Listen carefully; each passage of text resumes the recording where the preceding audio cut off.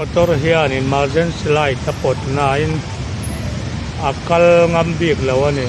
ading ve a enge a emergency dak tak lo nge khiat ani lo wa M01 M9676 in emergency light ta pota ma se zam sira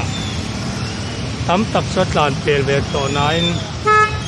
atlan pel ngam che lo yan zam kara ading ve ani he emergency car hian at ain thafung deu nge ni nge emergency tok lo nge emergency light cho pot ve mo gol box ya enge a chan chu kan thami lo ani zodin square ani tuna hian sonadam ni le minute som tum apel to a chutiang vel chani e